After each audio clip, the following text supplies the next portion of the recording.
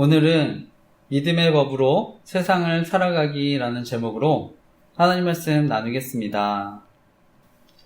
이번 주 이제 사랑의 교회에서 WEA 총회가 있었던 것으로 아는데, 저는 이제 저희 교회 티스토리 홈페이지에 WEA 운동에 관한 제가 기도 제목 올렸습니다. 그런데 이제 그게 이제 권리침해 신고를 당했는데, 현재 이제 그 기도 제목은 볼 수 없습니다.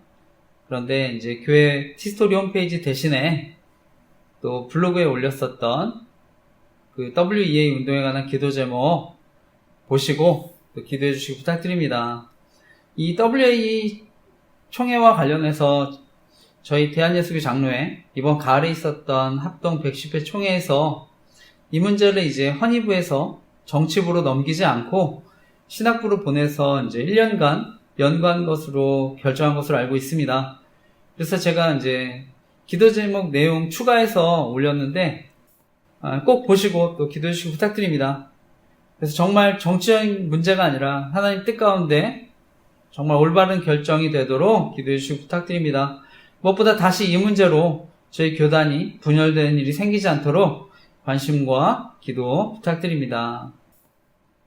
요즘 이제 대한민국 사회를 보면 어느 때보다 정치, 사회적인 갈등이 크다고 생각하는데, 그러니까 저는 대한민국에 45년 만에 비상기염도 있었다 생각합니다. 저는 뭐 여당이든 야당이든 잘하는 부분도 있고 못하는 부분도 있다고 생각합니다. 그런데 현재 이제 대한민국 사회가 너무 양극화되었다고 생각하는데요. 저는 지도자들이 권력을 차지하기 위해서 뭐 이념, 또 지역 이렇게 끌어들인다 생각합니다. 요즘은 또 세대, 남녀 갈등도 이용한다고 생각하는데, 최근에 뭐 캄보디아 납치 강금에 대한 사건도 있었는데, 저는 다른 것보다 정말 국민들 안전과 생명 또 정치적으로 이용하지 않았으면 하는데 기도했으면 좋겠습니다. 저는 현재 대한민국의 위기가요, 저는 지도자분들이 대한민국과 국민들 생각하기보다는 어떻게 해서든지 권력을 차지하려고 했기 때문에 현재 대한민국의 많은 위기와 어려움이 있다고 생각합니다. 그리고 저는 그 중심에 선거의 공정성에 대한 문제가 있다고 생각하는데요. 저는 이번에 정말 의회 권력이 엄청나다는 것을 알게 됐습니다. 그래서 선거가 잘못되면 저는 국민이 권력을 주었다는 명목으로 독재할 수도 있다고 생각하는데요.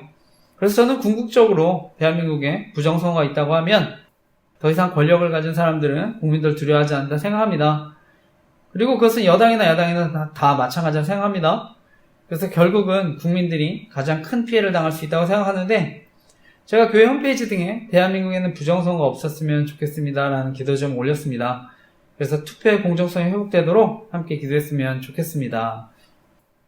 오늘 저의 설교를 이제 처음 들으시는 분들도 계실 수 있다 생각하는데, 저희 교회는 온라인 선교도 하고 있습니다. 그래서 정말 예수님 모르시는 분들 복음을 듣고 예수님 영접하셨으면 하는 마음으로 말씀을 전하고 있습니다.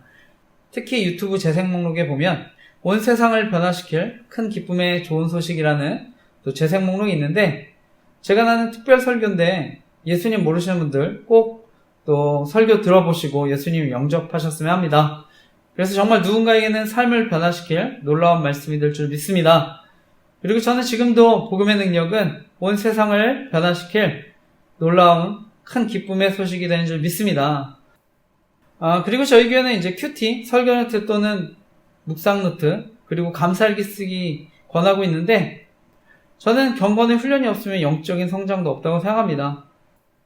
또한 이제 은혜를 받는 것도 중요하지만 그 은혜를 또 늘 간직하고 풍성하게 누리는 게 더 중요하다고 생각하는데, 그래서 하나님과의 교제의 시간을 통해서 무엇보다 복음의 능력을 더 깊이 경험하는 은혜 있으시기를 간절히 기도하고 축복합니다.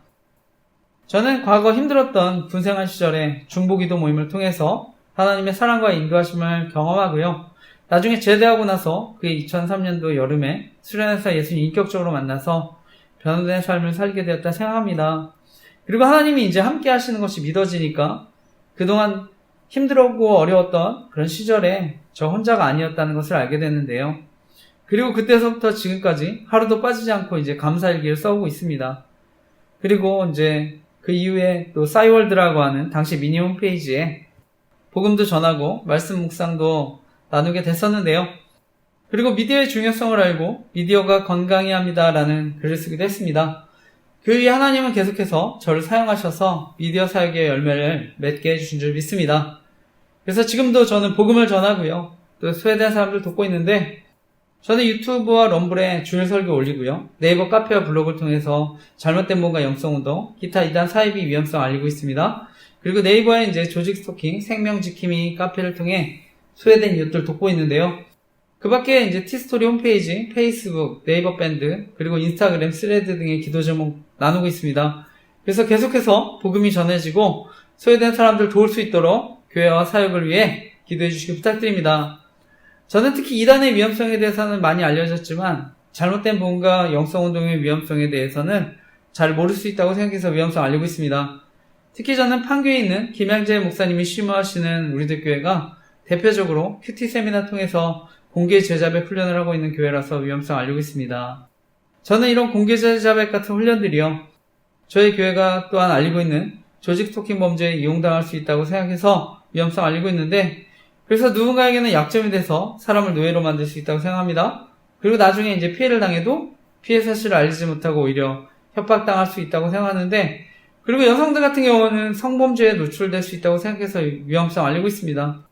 무엇보다 저는 아이들과 청소년들까지 피해를 당할 수 있다고 생각해서 위험성 알리고 있는데, 정말 피해당하지 않도록 함께 기도해 주시기 부탁드립니다. 현재 저희 가정의 경우에 아내가 우리들 교회 청주 지역 모임에 참여하면서 갈등을 빚고 있는데, 원래 아내는 청년 때 유기성 목사님이 심호하셨던 선한 목자교회에 다녔는데, 거기서 유기성 목사님이 추천하는 순회선교단이라는 선교단체에서 잘못된 복음과 공개 제자백 같은 훈련을 받고 영향을 받았습니다. 그런데 이제 순회선교단 김용희 선교사라는 분이 가르치는 복음, 내가 죽고 예수로 사는 복음을 강조하는데, 저는 저희가 알고 있는 은혜의 복음이 아니라고 생각합니다. 그래서 복음이 잘못됐기 때문에 명백한 이단이라고 생각하는데요. 현재 장로교 합신교단에서는 교류 금지하고 제가 속한 장로교 합동교단에서는 참여 금지했습니다. 그런데 이제 아내는 결국 비슷한 훈련하는 모임에 우리들 교회 모임 참여하고 있는 것인데요. 저는 보통 이단에 한번 빠지셨던 분들, 동일한 복음을 가르치거나 비슷한 훈련하는 교회에 더 빠지게 된다 생각합니다. 그런데 저는 무엇보다 이러한 이제 잘못된 복음과 영성운동이요, 사람들에게 신앙적으로 완전하지 못하는 계속 죄의식과 두려움을 만들어서 자신들 따르게 만든다 생각합니다. 그래서 자신들이 가르치는 복음, 영성훈련만이 이러한 문제들을 해결해 줄 수 있는 것처럼 속이고 자신들을 신격화시키고 교조화시킬 수 있다고 생각하는데, 이것은 잘못된 복음이나 영성운동 다 마찬가지라고 생각합니다. 그래서 동일하게 위험하다고 생각해서 위험성 알리고 있는데요. 저는 순회선교단의 김용희 선교사라는 분이 가르치는 복음, 내가 죽고 예수로 사는 복음, 유기성 목사님도 동일하게 가르친다고 생각합니다. 그래서 동일하게 위험할 수 있다고 생각하는데, 그리고 실제로 저는 유기성 목사님이 가르치는 복음과 영성운동이 저희 가정에 큰 어려움 끼쳤다 생각합니다. 그리고 저 개인적으로도 신대원 가서 사역할 때 조직적인 스토킹도 경험하고 그분이 저를 거짓 선지자인 것처럼 설교를 통해서 괴롭혔다 생각합니다. 그런데 저는 오히려 그분이 잘못된 복음과 영성운동을 가르친다고 생각했는데, 그리고 결국 이제 결혼에서도 문제가 되니까 저는 잘못된 복음과 영성운동의 위험성을 알리는 블로그를 처음 만들고요, 나중에 피해자 카페까지 만들게 되었습니다. 제가 이와 관련한 자세한 내용들 저희 교회 홈페이지 카페 가정과 교회 피해 사례에 가스라이팅에 대한 내용, 피해 내용 추가해서 올렸습니다. 그래서 읽어보시고 기도 부탁드립니다. 그런데 결국 이러한 잘못된 복음과 영성운동의 가장 큰 문제는요, 구원에 관한 문제일 수 있기 때문입니다. 저는 오늘날 사단이 계속해서 사람들이 구원의 복음을 듣지 못하도록 방해하고, 또는 복음을 듣더라도 잘못된 복음을 믿도록 사람들 미혹한다 생각하는데요. 그래서 저는 말씀이 아니라 사람들을 의지하고 따르면 나중에 영원한 심판 받을 수도 있다 생각합니다. 이번에 저희 장로교 합동 110회 총회에서 사랑침례교회 정동수 목사님 이단으로 규정한 것을 알고 있습니다. 그분은 이제 킹제임스 성경만이 진리인 것처럼 주장해서 문제가 됐는데, 저는 요즘 이단들이 진리의 일부를 전부인 것처럼 속여서 미혹한다 생각합니다. 특히 요즘 이제 유튜브 등을 통해서 사회의 정치적인 이슈들 선점해서 기독교인들의 관심을 끌고요, 자연스럽게 잘못된 복음과 말씀들을 가르칠 수 있다고 생각하는데 정말 조심하셨으면 합니다. 그렇기 때문에 저도 미디어 사역의 중요성을 알고요, 잘못된 복음과 영성운동의 위험성 알리는 사역하고 있는데요. 그래서 공개 제자백 운동, 완전주의 복음, 영성운동, 또 신사도 운동, 세대주의 종말론, WA 운동 등의 위험성을 알리고 기도하고 있습니다. 그래서 사역을 위해서 기도해 주시기 부탁드립니다. 현재 아내는 우리들 교회 이제 소개받고요. 결국 저는 노예처럼 끌려다니는 삶 산다 생각합니다. 그러니까 저는 처음부터 이런 잘못된 뭔가 영성 운동, 훈련하거나 모임 조심해야 한다고 생각하는데, 아내가 이제 저도 우리들 교회 모임에 계속 이제 끌어들이려고 했었는데요. 그래서 함께 훈련받아야 가정이 산다고 하면서 이제 강제로 1년 6개월을 별거당하기도 하고요. 나중에 저를 이제 정신병원에 강제 입원시키려고도 했습니다. 그러니까 제가 사역도 계속 방해받고 도저히 이대로는 안 되겠다 생각해서 정리하려고 했는데, 그런데 나중에 이제 아내가 주례해주신 목사님 앞에서 미안하다고 하고 우리들 교회 모임 정리하겠다고 약속해서 다시 살게 됐는데, 근데 거짓말한 걸 알게 됐습니다. 근데 이제 과거에도 그렇지만 지금도 모임 안 나가면 죽을 것 같다고 협박도 하는데, 원래 제가 별거 중에 소송까지 하니까 아내가 너무 힘들어서 결국 우리들 교회 모임 정리하겠다고 한 건데, 제가 소송도 취소하고 어려움 없어지니까, 그래서 자신이 유리해졌다고 생각하니까 저는 아내가 교만해졌다 생각합니다. 그러니까 하나님과 주례해주신 목사님, 그리고 저와의 약속을 무시하는 걸 생각하는데, 만약 제가 공개자자백 훈련이 정말 성경적이고 좋은 훈련이면 아마 저희 교회도 적극적으로 추천했을 거라 생각합니다. 그런데 지금도 많은 목사님들이 우려하는 훈련이고요.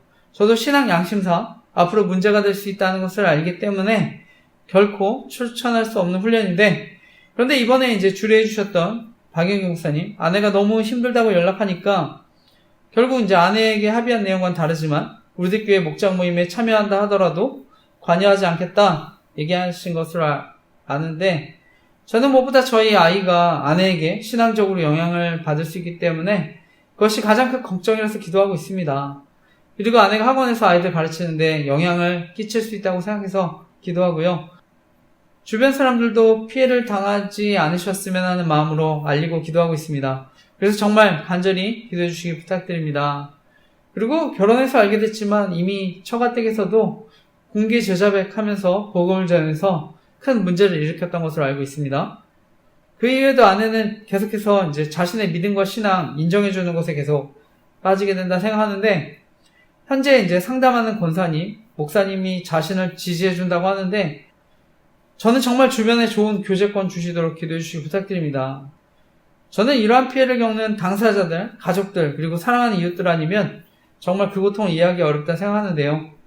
그래서 저희 가정과 같이 어려움 당하는 분들 계시면, 그리고 기타 이단 사이비로부터 피해당하는 분들 계시면 연락 주시면 제가 피해 사례 함께 게시해드리고 기도하겠습니다.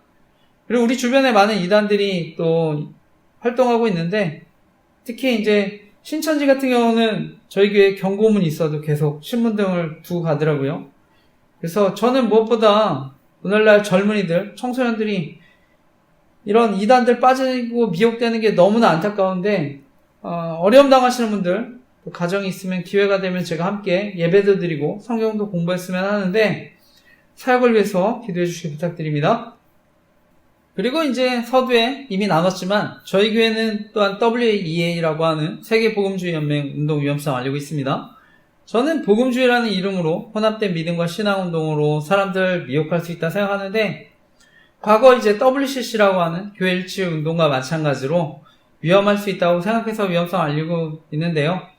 이 WA는 1997년 삼위일체 하나님을 믿으며 예수 그리스도의 완전한 신성과 인성을 믿는다, 두 가지 대전제에 동의만 한다면 기독교회로 인정하기로 WCC 그리고 로마 교황청과 합의한 적이 있다고 알려졌습니다. 그리고 2011년에 WEA가 WCC와 로마 카톨릭과 만나 개종 금지를 내용으로 하는 합의서를 발표한 것으로 아는데, 결국 이 WA 복음주의 운동도 WCC와 함께 동반자로 가고 있기 때문에 이런 포용주의 운동 조심해야 한다고 생각합니다. 그런데 문제는요, 저희 교단이 WEA와 공식 연대를 선언한 것도 아니고 WEA에 가입한 적도 없는데, 저희 교단에 속한 사랑의교회가 2025년 세계복음주의연맹 WEA 총회를 유치해서 현재 논란이 됐습니다. 그래서 이번 주 총회가 있었던 것으로 아는데, 저는 과거 하나님의 은혜로 제대하고 이제 대학 청년 시절에 사랑의교회에서 훈련받고 나중에 목회자로 성장하게 됐는데요. 사랑의교회는 옥하는 목사님이 개척하시고 나중에 저희 교단과 한국교회를 대표하는 가장 영향 있는 교회 가운데 하나가 됐습니다. 현재 오정희 목사님이 심호하고 계신데 이번에 WA 총회 사랑의 교회가 한국교회 섬김의 날이라고 해서 교단과 교파를 초월해서 힘들고 어려운 교회 목사님들 섬긴 것으로 아는데 저는 이 WA 총회 어려운 교회와 또 목사님들 이용하지 않았으면 하는 마음인데 앞으로도 또 함께 기도해 주시기 부탁드립니다. 저 개인적으로는요, 저희 기독교가 하나됨을 힘써야 한다고 할 때 모든 교단이 반드시 어떤 제도적인 하나됨을 이루어야 한다고 생각하지 않습니다. 그래서 저는 정치적으로나 제도적으로 분열도 있고 갈등도 있을 수 있다 생각하는데 현재 교단이 나눠져 있지만 저는 몸의 지체가 다르듯이 각 교단들이 상호 보완적인 측면도 있다 생각합니다. 그래서 저는 궁극적으로 이단이 아니라면 예수 그리스도를 구원자로 믿는 모든 교회는 이미 예수 그리스도의 몸된 교회인 줄 믿습니다. 현재 정치적으로나 제도적으로 하나 되는 교회가 바로 로마 카톨릭 교회인데 그런데 역사를 통해 봤듯이 중앙 집권화되면 결국 타락할 가능성이 더 큽니다. 그래서 중세시대, 우리 중세 암흑시대의 말씀과 복음의 변질도 경험하고 십자군 전쟁과 같은 문제가 생긴 것도 경험했는데 현재 저희 교단에서는 카톨릭 교회를 규모가 가장 큰 이단으로 여기고 있습니다. 그래서 과거 WCC 세계교회 협의회 총회 가입 여부를 두고도 저희 장로교가 합동교단과 통합교단으로 갈라지는 아픔을 겪기도 했는데요. 제가 속한 대한예수교회 장로회 합동교단이 WCC 운동을 반대했습니다. 저는 이번에 WEA 운동도 교단에 큰 어려움을 줄 수 있다고 생각하는데 그래서 이번에 WEA 총회 개최했는데 다시 분열되는 일이 생기지 않도록 교단과 한국교회를 위해 정말 간절히 기도해 주시기 부탁드립니다. 그리고 서두에 얘기했지만 110회 총회에서 이 WEA 문제 시닥부로 보내서 연구하는 것으로 아는데 정말 정치적인 문제가 아니라 하나님의 뜻 가운데 바른 결정이 이루어지도록 함께 간절히 기도해 주시기 부탁드립니다. 과거 저희 교단의 가장 큰 신학자이자 어른이셨던 박형영 목사님은요, 이미 선지자적인 시각으로 이 WA 운동의 위험성에 대해서 강력하게 경고하신 것으로 알고 있습니다. 특별히 예수님은요, 마지막 때의 배교에 대한 말씀을 하셨는데 그렇기 때문에 저는 마지막 때를 살아가는 저와 여러분 복음주의라는 이름의 혼합된 믿음과 신앙운동을 조심해야 하는 줄 믿습니다. 현재 오정영 목사님 심호하고 계신데 앞으로 오정영 목사님 은퇴도 얼마 안 남으신 것으로 아는데 정말 사랑의 교회가 교단과 한국교회에 선한 영향력을 끼칠 수 있도록 기도해 주시기 부탁드립니다. 저는 현재 대한민국에 많은 정치, 경제, 사회적 혼란들이 있지만 궁극적으로는 영적인 혼란이라고 생각합니다. 그래서 교회가 먼저 똑바로 주님만 바라보도록 함께 기도했으면 좋겠습니다. 그래서 하나님이 통치하시고 인도해 주시도록 기도했으면 좋겠습니다. 그러면 하나님께서 우리 대한민국의 많은 여러 가지 어려운 문제들 해결해 주실 줄 믿습니다. 그리고 이제 요즘 통신사, 통신정보 유출에 대한 논란들이 있었는데 저는 현재 KT를 사용하고 있는데요. 이런 통신정보들이 유출되면 누구든 표적이 될 수 있다고 생각합니다. 요즘 이제 저희 딸 사진 필요하다고 해서 저는 증명사진 카톡으로 보냈었는데 유출돼서 이용당했었다 생각합니다. 그런데 이번에 이제 카카오톡이 15년 만에 대대적인 개편을 한 것으로 알고 있습니다. 그래서 저 개인적으로는요, 보안 취약점들이 개선돼서 앞으로 국민 메신저 앱으로 신뢰받았으면 하는 마음인데 함께 기도했으면 좋겠습니다. 저는 개인정보 등이 유출되면, 통신정보가 유출되면 아이들도 범죄에 노출될 수 있다 생각합니다. 무엇보다 이제 저희 교회가 알리는 조직 스토킹 범죄에 이용당할 수 있다고 생각해서 필독공지에 통신사와 개인정보를 다룬 사람들에 관한 기도점을 올렸습니다. 제가 지지난주 10월 18일 날 이제 수정해서 올렸는데 꼭 읽어보시고 기도 부탁드립니다. 무엇보다 주변 사람들도 큰 피해를 줄 수 있기 때문에 이러한 범죄들 사라지도록 함께 기도해 주시기 부탁드립니다. 저 개인적으로는 요즘에 이런 통신정보 유출에 따른 피해들이 생길 수 있다 보니까 가능한 이제 보안이 좋은 메신저 앱도 사용하고 있습니다. 젊은 사람들은 인스타그램, DM 메시지도 많이 이용하고 텔레그램도 많이 이용하는 것으로 알고 있는데 저 개인적으로는 시그널이라는 앱이 보안이 좋다고 해서 추천드리고 있습니다. 통화나 문자 다 이용할 수 있습니다. 그래서 이런 정보통신 유출로 피해를 당하는 분들 계시면 또 이용해 보셨으면 합니다. 그리고 조직 스토킹 피해자분들 연락하실 수 있도록 시그널로 보안 링크 만들어서 알리고 있습니다. 그리고 텔레그램 링크도 있습니다. 그래서 피해 당하시는 분들 이용해 보시고 또 연락 주시기 부탁드립니다. 저는 그런데 스마트폰 자체가 해킹되면 통신정보뿐만 아니라 사생활까지 노출돼서 이제 피해를 키울 수 있다고 생각하는데, 그래서 가능하면 저는 보안이 좋은 최신 폰 이용하는 게 가장 좋다고 생각합니다. 요즘 AI가 이제 발전하고 있는데요. 저는 보안은 안드로이드 폰보다는 아이폰이 더 좋다고 생각합니다. 그리고 아이폰이 보안 업데이트 지원을 오랫동안 해주기 때문에 추천을 드리는데요. 그리고 윈도우 PC보다는 맥북 등이 더 보안 좋다고 생각합니다. 그런데 요즘은 이제 인터넷에 연결된 스마트 기기 등에도 해커들은 악성 코드를 심을 수 있기 때문에 또 조심하셨으면 합니다. 저에게 이제 조직 스토킹 피해로 연락을 주신 분들 대부분 스마트폰 등의 해킹 피해를 경험하셨는데, 저는 스마트 기기 등 해킹당하면 조직 스토킹과 같은 범죄에 더 쉽게 노출되기 때문에 더 위험하다고 생각하는데 더 조심하셨으면 합니다. 제가 알고 있는 조직 스토킹 범죄는요, 개인정보 알아내서 심리적으로 가해서 괴롭히는 범죄입니다. 그래서 NLP라고 하는 심리가해 방법을 사용하는데, 자기가 경험한 행동이나 소리를 직간접적으로 다시 표현하는 방법을 사용합니다. 그래서 개인적 일상과 관련된 암시를 지속적으로 주고요, 피해자가 감시당하고 있다는 것을 끊임없이 암시하거나 과시함으로써 공포심을 심어줍니다. 제가 이와 관련한 NLP라고 하는 심리가해 방법에 대한 자세한 글 조직 스토킹 카페에 올렸습니다. 그래서 꼭 읽어보시기 바랍니다. 제 카페에 방문하시고 이제 연락 주신 분들 가운데 이 NLP라고 하는 심리 가해 방법에 대해 알고 나서 큰 도움이 되셨다는 분들이 많습니다. 저 역시도 이 가해 방법에 대해 알고 나서 큰 힘과 용기를 얻었었는데요. 주변에 어려움 당하시는 분들 계시면 제 카페에 NLP라고 하는 심리 가해 방법, 조직 스토킹 방법에 대해서 꼭 알려주시고 도움 주시기 부탁드립니다. 그리고 요즘에 이러한 범죄가 정보통신이나 온라인 활동 등도 감시해서 언론을 통해 유출시키는 방법도 이용합니다.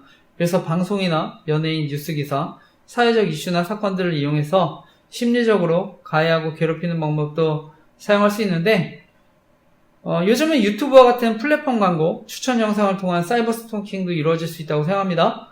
그래서 이러한 사이버 스토킹이 의심되시면 유튜브 등을 사용하실 때 로그아웃 해두시고 위치 정보도 꺼두시기 바랍니다. 그리고 가능하면 이제 유료 VPN도 설치하셨으면 합니다. 저는 조직 스토킹 범죄가 자연스럽게 온라인 스토킹으로 이어질 수 있기 때문에 조심해야 한다고 생각하는데, 저의 경우는 유튜브 채널에 통계 조작도 당한다고 생각합니다. 그래서 조회수가 오르지 않기도 하고 심지어 갑자기 줄어든 것을 발견하기도 했습니다. 그래서 관련 사진과 함께 기도 제목도 올렸습니다. 그래서 사역에 방해받지 않도록 기도해 주시기 부탁드립니다.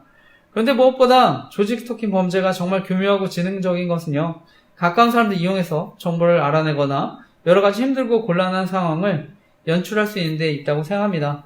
그래서 전화나 문자로 안부를 물으면서 정보도 알아내고 약점을 찾거나 만들어서 괴롭히는 방법도 사용한다 생각하는데, 특히 카톡이나 문자 같은 경우는요, 명의를 빌리면 언제든 범죄에 이용할 수 있다 생각합니다. 그래서 특별한 사건이 생기거나 어떤 장소에 가게 되면 연락하거나 문자, 카톡 등을 보내면서 지능적으로 정보를 알아내거나 괴롭힐 수 있다 생각합니다.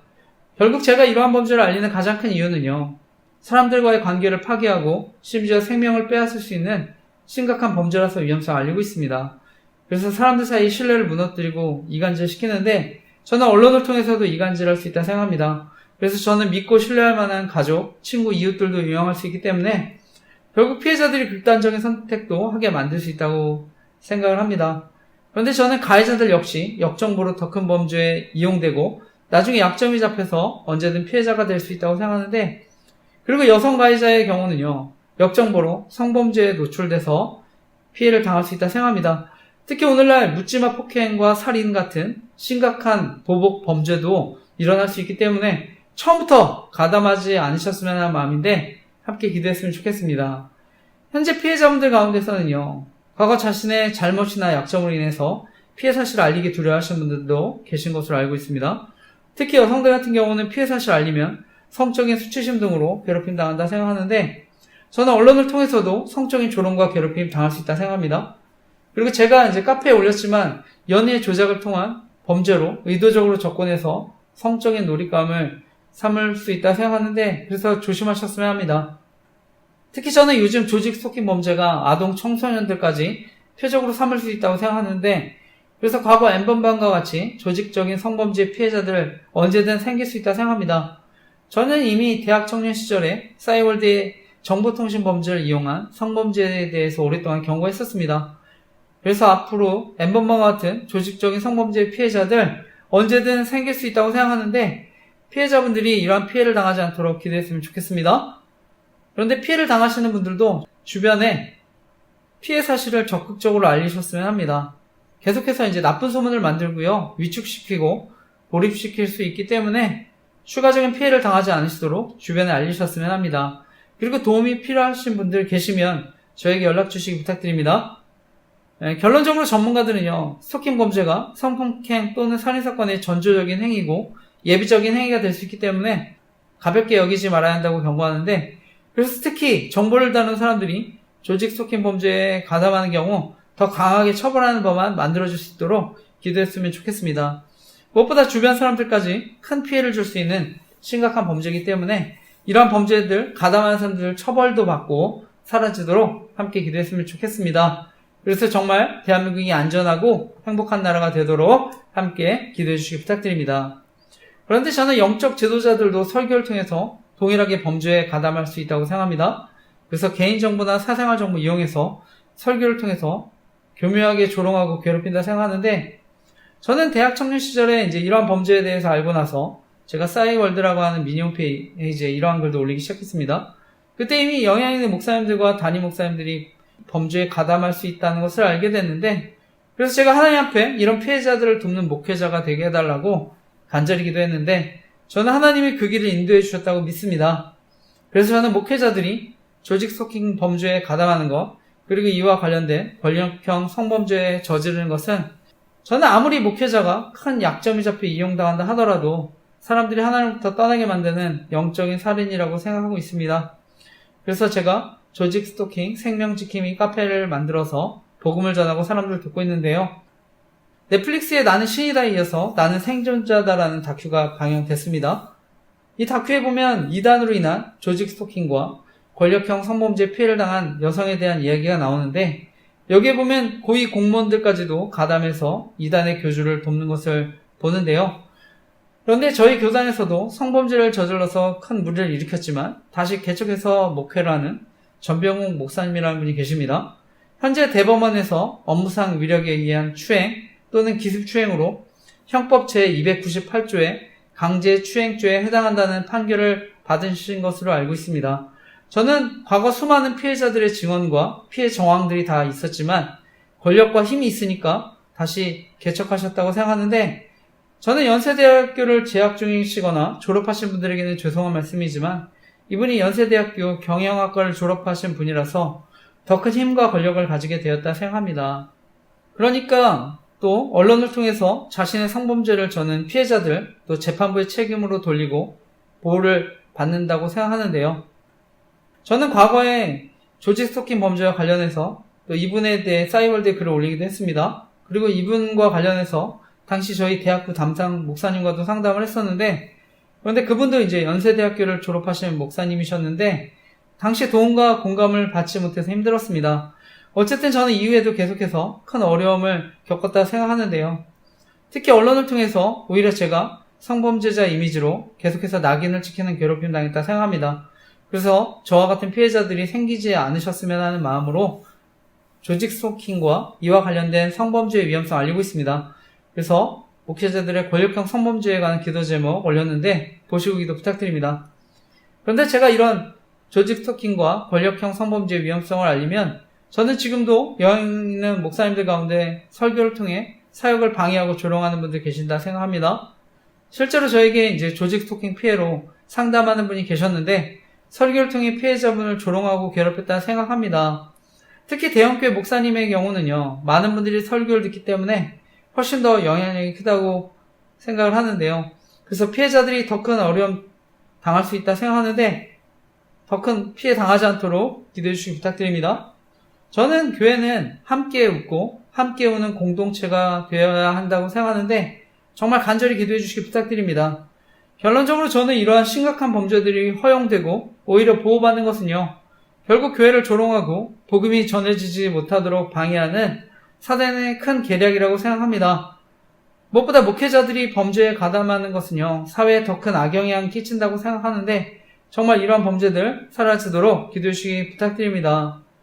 저는 오늘날 돈과 권력을 가진 사람들이 자신의 기득권을 지키기 위해서 저지른 범죄가 이런 조직적인 범죄라 생각합니다. 그리고 여기에 이익집단, 또 정치집단, 이단들도 마찬가지라 생각합니다.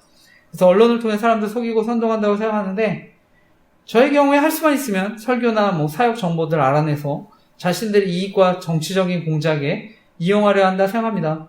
그래서 말씀을 준비할 때도 조심하고요. 교회 오가면서 제가 설교 올리고 교회 티스토리 홈페이지 접속할 때 이용당했었다 생각해서 조심하고 설교에 관한 정보도 이용당했었다 생각해서 주보등도 조심하고요. 그래서 설교 영상도 토요일에 올리고 있는데 결론적으로 설교를 토요일에 올리게 된 것은 감사하게 생각하고 있습니다.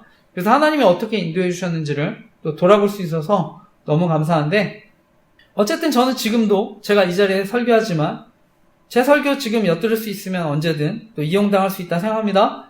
그래서 저는 어떻게 해서든지 이용당하지 않도록 최대한 조심하고 있는데 기도해 주시기 부탁드립니다. 그래서 사역에 방해받지 않도록 기도해 주시기 부탁드립니다. 그런데 무엇보다 제가 이런 사역하면 계속해서 저를 방송이나 연예인 또 성범죄자 이미지로 교묘하게 괴롭힌다고 생각하는데 특히 저는 과거에서부터 이제 유초등부나 청소년 사역 등을 계속 해왔는데요. 그래서 미성년자나 여중생 성범죄 사건의 이미지를 이용해서 계속 괴롭힘을 당했다 생각합니다. 그리고 요즘에는 이제 부정선거 의혹에 대해서 알리니까 정치인들 이용해서 조롱한다고 생각하는데 저는 이미 돌아가신 저희 어머니 이미지까지도 방송을 통해 조롱하고 있다고 생각하고요. 과거 저희 장인어른 사건도 정치적으로 이용했다고 생각합니다. 그래서 히말라야 등반하시다가 고산 증세로 안타깝게 돌아가셨는데 정치적으로 이용했다 생각합니다. 그리고 가까운 친구들과 이웃들도 피해를 당하는 사람들도 있었다고 생각하는데 대표적으로 전청조 사건 이용해서 괴롭혔다고 생각합니다. 그래서 저는 누구든지 피해자가 될 수 있다고 생각하는데 제가 이와 관련한 기도 제목 다음 홈페이지에 올렸습니다. 그래서 저뿐 아니라 저희 가족과 가까운 사람들 어려움 당하지 않도록 기도 부탁드립니다. 그리고 그 밖에 저희 교회를 방문하시거나 예배 드신 분들, 연락 주신 분들도 신상 알아내서 괴롭힐 수 있다고 생각하는데 어려움 당하지 않도록 기도 부탁드립니다. 그래서 다시 한번 말씀드리지만 정말 이러한 범죄들 사라져서 대한민국이 안전하고 행복한 나라가 되도록 기도해 주시기 부탁드립니다. 오늘도 이제 지난주에 이어서 로마서 말씀 계속 나눕니다. 지난주까지 이제 죄에 대한 말씀을 나눴는데요. 결론적으로 모든 사람이 하나님의 심판 아래에 있다는 말씀을 나눴습니다. 그리고 이어서 오늘은 왜 우리에게 복음이 필요한지, 예수 그리스도가 왜 필요한지에 대한 말씀인데 오늘 나누는 말씀은요. 우리가 과거에 나눴었던 로마서 1장 17절 말씀, 어떻게 보면 이 로마서 주제 말씀이기도 한데 이 말씀에 대한 이제 부연 설명과도 같은 말씀입니다. 복음에는 하나님의 의가 나타나서 믿음으로 믿음에 이르게 하나니 기록된 바 오직 의인은 믿음으로 말미암아 살리라 하는 그 말씀 관련된 말씀입니다. 그래서 오늘 말씀은요. 믿음의 법으로 세상을 살아가기라는 제목으로 말씀 나누려고 하는데요. 오늘도 말씀을 통해 하나님이 저와 여러분 교훈하시고 이번 주도 말씀 붙잡고 살아갈 때 하나님의 사랑과 인도하심을 경험하는 저와 여러분 되시기를 간절히 기도하고 축복합니다. 그리고 이제 새로 믿으신 분들, 또 교회 오래 다니셔도 말씀에 대해 또 어려워하실 수 있는데 저는 또 쉬운 성경 그런 버전들을 읽으셨으면 합니다. 그래서 말씀을 통해 더 깊은 은혜 누리시기를 간절히 기도하고 축복합니다. 제가 오늘 여러분과 나누고 싶은 핵심적인 교훈은요. 믿음의 법으로 세상을 살아가는 사람이 현실의 어려움을 뛰어넘을 수 있는 복음의 능력을 경험하며 살아갈 수 있다고 하는 것입니다. 지난주 제가 죄에 대한 말씀을 나눴습니다. 그리고 오늘은 이제 그 이후의 말씀인데 오늘 3장 21절에서 24절까지 먼저 또 읽어보겠습니다. 이어서 읽겠습니다. 21절에서 24절 읽겠습니다. 시작. 이제는 율법 외에 하나님의 한 의가 나타났으니 율법과 선지자들에게 증거를 받은 것이라. 곧 예수 그리스도를 믿음으로 말미암아 모든 믿는 자에게 미치는 하나님의 의의 차별이 없느니라. 모든 사람이 죄를 범하였음에 하나님의 영광에 이르지 못하더니 그리스도 예수 안에 있는 속량으로 말미암아 하나님의 은혜로 값없이 의롭다 하심을 얻은 자 되었느니라. 아멘. 오늘 말씀 제가 앞서 얘기한 대로 로마서 1장 17절 말씀, 로마서 중심 주제 말씀 가운데 하나이기도 한데요. 복음에는 하나님의 의가 나타나서 믿음으로 믿음에 이르게 하나니 기록된 바 오직 의인은 믿음으로 말미암아 살리라. 오늘 그 말씀에 대한 또 자세한 설명이기도 합니다. 그래서 모든 사람 심판 아래에 있게 되었다고 지난주 얘기하고요. 죄로 멸망할 수밖에 없는 그 세상에 바로 하나님의 의가 나타났다고 하는 것입니다. 복음에는 하나님의 의가 나타나서 그래서 죄인들에게 이 복음의 의를 주시고요. 믿음으로 구원에 이르게 하신다는 말씀을 다시 한번 강조하는데 제가 이미 나눴지만 이 하나님의 의가 바로 예수 그리스도입니다. 로마서 10장 1절에서 4절 말씀을 보면은요. 형제들아 내 마음에 원하는 바 하나님께 구하는 바는 이스라엘 위함이니 곧 그들로 구원을 받게 함이라. 내가 증언하노니 그들이 하나님께 열심히 있으나 올바른 지식을 따른 것이 아니니라. 하나님의 의를 모르고 자기 의를 세우려고 힘써 하나님의 의에 복종하지 아니하였느니라. 그리스도는 모든 믿는 자에게 의를 이루기 위하여 율법의 마침이 되시니라. 아멘. 이 말씀은요, 결국은요, 많은 사람들이 자신의 의를 위해서, 의를 이루기 위해서 살아간다고 하는 것입니다. 그런데 결국엔 율법의 저주 아래 우리는 죽을 수밖에 없는 죄인인데요. 율법의 기준에서 봤을 땐 다 죄인입니다. 저는 우리가 이제 말씀대로 살아가는 것은 굉장히 중요합니다. 순종하는 것. 저는 그 순종의 모습을 통해 또 하나님의 사랑과 은혜를 경험할 수 있다고 생각합니다. 근데 중요한 것은요, 우리가 하나님의 기준에는 그래도 온전히 미치지 못한다고 하는 것입니다. 그래서 율법이라는 것은요, 작은 것이라도 다 온전히 지켜야 되고요. 다 지켜도 한 가지만 지키지 못해도 율법 전체를 다 지키지 못한 게 됩니다. 그리고 하나님은 우리의 마음의 동기를 살피시는데 불순한 동기로 순종하는 것도 죄입니다. 심지어 선을 행하지 않는 것도 다 죄인데요. 그러니까 저와 여러분에게 의가 필요한 것입니다. 율법 외에 하나님의 의가 필요한 것입니다. 창세기 3장 21절에 보면 아담과 하와가 범죄하고 하나님은요, 아담과 하와에게 가죽옷을 지어 입히시는데 이것이 바로 하나님의 의를 또 보여주는 말씀이기도 합니다. 그래서 하나님은 예수 그리스도를 상징하는 동물 죽여서 가죽으로 옷을 입혀주셔서 그 의를 입혀주신 그런 모습들을 또 알려주시기도 하시는 것인데요. 하나님 우리가 죄를 용서받는 방법으로요, 이렇게 죄를 누군가에게 옮기는 방법을 택하셨습니다. 그래서 의를 입혀주는 방법을 택하셨습니다. 이것이 어떻게 보면 이제 제사 제도기도 한데요. 이 제사 제도가 죄를 용서받는 수단이 됩니다. 원래 죄로 인해 하나님께 나올 수 없었던 사람들, 하나님께 나아갈 수 있도록 길을 마련해 주신 제도가 제사 제도입니다. 하나님은 거룩하신 분이신데요. 죄에 대해서는 반드시 심판하셔야 합니다. 그러니까 이제 이런 제도들을 통해서 구원의 길을 알려주셨는데, 그런데 중요한 것은요, 과거 이런 율법과 제사는 어디까지나 예수 그리스도의 모형입니다. 그림자. 히브리서에 보면은요, 저희가 섬기는 것은 하늘에 있는 것의 모형과 그림자라 얘기하는데요. 히브리서 10장 1절에서도요, 율법은 장차 오는 좋은 일의 그림자요, 참 형상이 아니므로 해마다 늘 드리는 바 같은 제사로 나아오는 자들을 언제든지 온전케 할 수 없느니라, 이렇게 말씀합니다. 따라서 율법과 제사는요, 우리를 온전하게 만들어 줄 수가 없습니다. 율법과 제사는 어디까지나 일시적으로 예수 그리스도의 십자가, 이런 구원의 성취를 이루기 전까지 잠시 주신 것입니다. 그 죄와 사망, 구원받는 길을 보여주시기 위한 모형입니다. 그리고 나중에 실제로 실체이신 예수 그리스도가 약속대로 오셔서 속죄 제물이 되셨는데요. 성경의 약속대로 예수님의 피로 영원한 속죄 제사를 드려 주셨습니다. 그 예수님의 피는요, 구약에 반복되는 제사가 아니라 영원히 한 번에 이루신 영원한 속죄가 되는 것입니다. 우리의 죄를 영원히 해결해 주신 것입니다. 그래서 예수님께서 오셔서 그 구원의 길을 보여주셨는데요.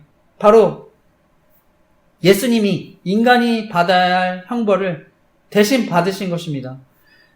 우리 하나님은요, 사랑의 하나님이시지만 심은 대로 거두시는 공의의 하나님이십니다. 그것이 이제 십자가로 나타난 것이고요. 그런데 중요한 것은요, 누군가의 죄를 담당할 때 그 죄를 지는 사람은 죄가 없어야 됩니다. 죄의 문제 스스로 해결할 수 없기 때문에 죄가 없어야 하는데, 그래야 이제 죄를 담당할 수 있는데요. 히브리서 4장 15절 말씀입니다. 우리에게 있는 대제사장은 우리의 연약함을 동정하지 못하실 이가 아니요 모든 일에 우리와 똑같이 시험을 받으신 이로되 죄는 없으시니라. 아멘. 저와 여러분은요, 아담의 후손입니다. 죄라는 것은요, 영원히 없어지지도 않고 후손으로 이어지기도 합니다. 죄는 확장성이 있습니다. 그러니까 남자의 후손은요, 죄를 담당할 수 없는데, 예수 그리스도는 성령으로 잉태되셔서 여성의 후손으로 오신 분이 예수 그리스도입니다. 그래서 죄를 대신 질 수 있는데,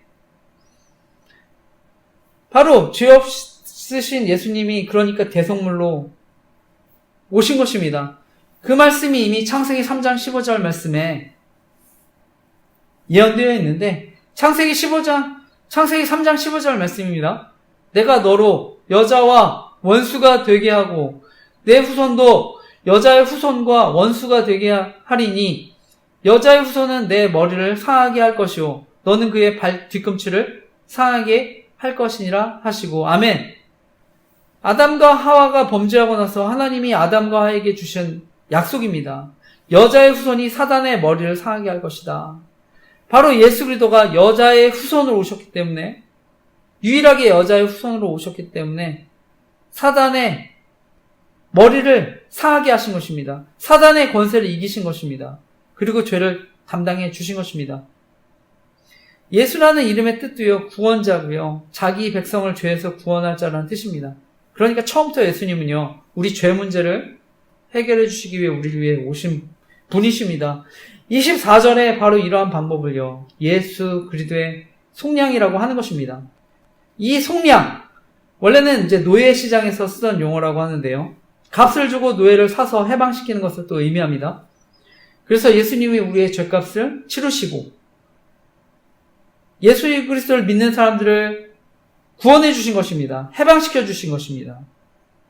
그래서 성경은요, 예수 그리스도의 피로 인해서 하나님의 은혜로 값없이 의롭다 하심을 얻은 자 되었다 얘기하는데요.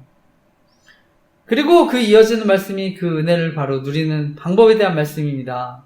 그래서 이어서 로마서 3장 25절에서 27절까지도 이어서 읽어보겠습니다. 읽겠습니다. 시작.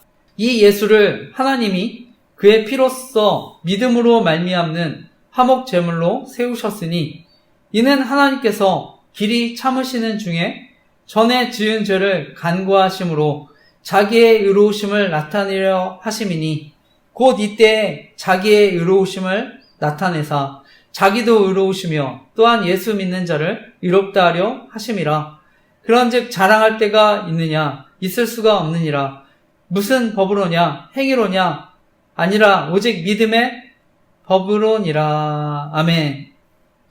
말씀에 보면은요, 예수 그리스도의 피로 인해 하나님의 은혜로 값없이 의롭다 하심을 얻은 자 되었는데, 그것이 바로 27절에 믿음의 법으로 이렇게 됐다고 하는 것입니다. 믿음을 가진 사람이 이러한 은혜를 누린다고 하는 것입니다.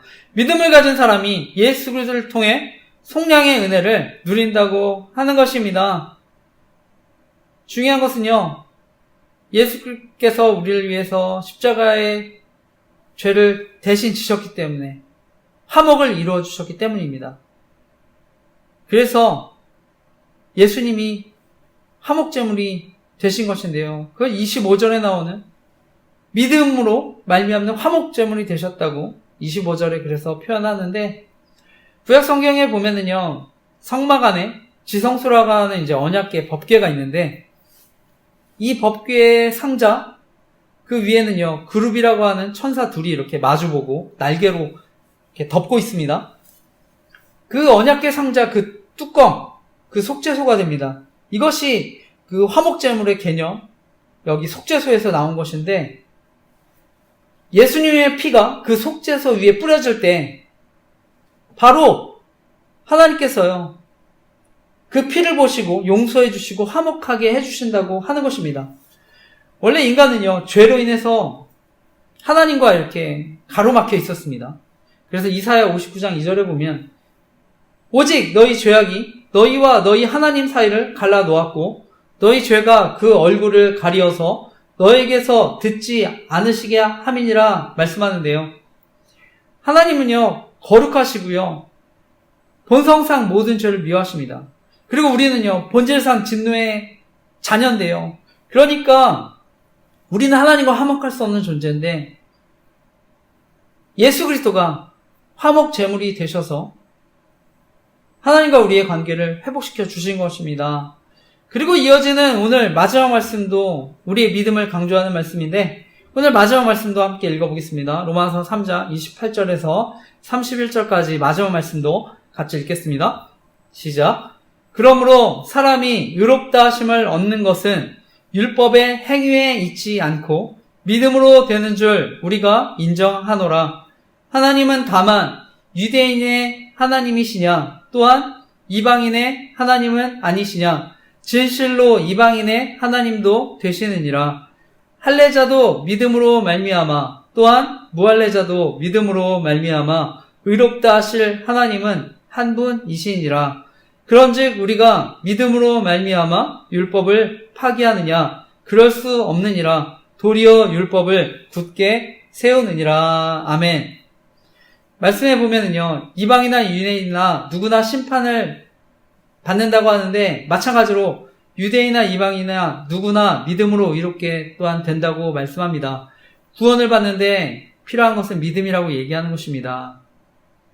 그래서 그러므로 사람이 의롭다 하심을 얻는 것은 율법의 행위에 있지 않고 믿음으로 되는 줄 우리가 인정하노라. 아멘. 이처럼 바울은요, 반복해서 오직 은혜로 믿음으로 구원에 이르는 복음의 본질을 강조합니다.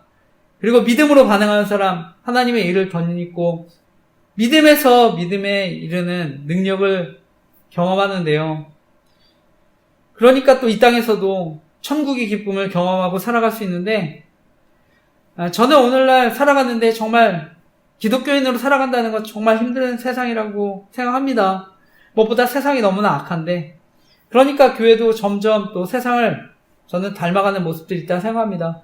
그러니까 교회 안에서도 죄악과 불의가 또 넘쳐나는 이런 시대를 살아가는데 예수님은 분명히 말씀하셨습니다. 마지막 때에 믿음을 보겠다고 말씀하셨습니다. 그렇기 때문에 저와 여러분 이 세상을 믿음의 법으로 살아가는 것이 정말 중요한 줄 믿습니다. 따라서 바라기는 정말 이번 한 주도 우리가 믿음의 법으로 우리에게 주어진 여러 가지 현실의 어려움 뛰어넘을 수 있는 그런 은혜 경험하며 살아가시기를 간절히 기도하고 축복합니다. 말씀을 마치면서요, 다시 한번 말씀드리지만 중요한 것은 우리가 의롭게 된 것은요, 믿음 자체가 아닙니다. 우리가 의롭게 될 수 있는 것은요, 오직 예수 그리스도가 저와 여러분을 위해 십자가에 달리셨기 때문입니다. 예수님은요, 우리 죄를 짊어지기 위해서 십자가 죽음 앞두고 겟세마네 동산에서 땀방울이 핏방울이 되도록 기도하셨습니다. 예수님은 도살장에 끌려나가는 어린 양이 되셔서요, 온갖 멸시와 조롱과 핍박을 당하셨습니다. 그가 찔림은 우리의 허물을 임함이요, 그가 상함은 우리의 죄악을 인함이라. 그가 징계를 받음으로 우리가 평화를 누리고 그가 채찍에 맞음으로 우리가 나음을 입었도다. 창조주신 하나님, 그 하나님이요, 도살 당하는 것 같은 양으로 매맞음과 찢김과 침뱉음과 멸시와 조롱과 수모를 견디셨습니다. 아무 죄도 없으신 예수님이 인간의 죄를 짊어지고 그래서 하나님으로부터 버림받아 십자가를 지셨는데요, 그 예수님은요, 내 아버지여 만일 할만하시거든 이 잔을 내게서 지나가게 하옵소서, 그러나 나의 원대로 마옵시고 아버지의 원대로 하옵소서 기도했는데요, 지금도 저는 하나님이 계속해서 그 십자가를 바라보고 저와 여러분, 또 오늘 이 자리 또 말씀 듣는 분들 가운데 예수님 모르시는 분들 회개하고 돌아오기를 원하시는 줄 믿습니다. 믿음을 가지고 살아가기를 바라시는 줄 믿습니다. 우리가 회심이라고 할 때 그 회심은요, 회개와 믿음 두 과정의 결합으로 이해할 수 있습니다. 그래서 우리가 삶을 돌이키는 회개, 하나님을 향한 믿음의 결단, 이것이 바로 어떻게 보면 회심인데, 우리가 열심히 산다고 그것이 믿음이 아닙니다. 그리고 우리가 결단해도 저는 하나님이 믿음을 또 주셔야 한다 생각합니다. 그런데 중요한 것은요, 하나님이 우리와 함께 하시면서 믿음을 주십니다. 예수님은요, 3년 반 동안 또 제자들과 이렇게 동고동락하면서 천국에 대한 말씀을 하시고 설명했는데, 제자들 그것을 또 깨닫지도 못하고 누리지도 못했습니다. 그런데 제자들이 기도할 때 성령 하나님께서 그들과 함께 하시면서 변화가 일어났는데요. 그것은 저도 마찬가지입니다. 예수님에 관한 지식은 있었지만 믿음은 없었는데요. 그러다가 2003년 8월 3일 수련회 통해서 하나님 인격적으로 만나고요. 저한테 이제 믿음이 생겼습니다.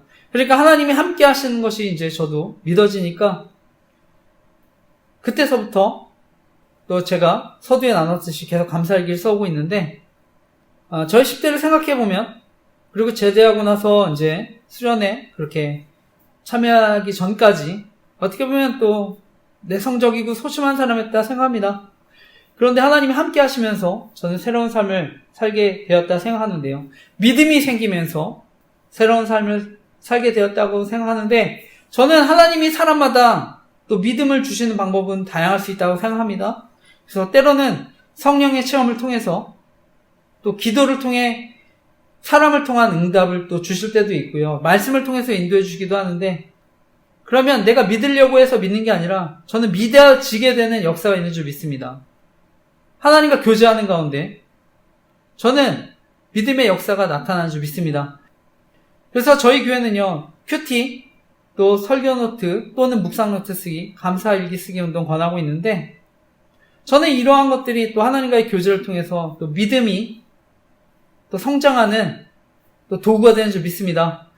그래서 바라기는 정말 하나님과 교제를 통해 또 하나님의 사랑과 인도하심을 경험하시기를 간절히 기도하고 축복합니다. 무엇보다 이 세상 믿음의 법으로 이번 한 주간도 세상 가운데 승리하는 삶을 살아가시기를 간절히 기도하고 축복합니다. 아멘.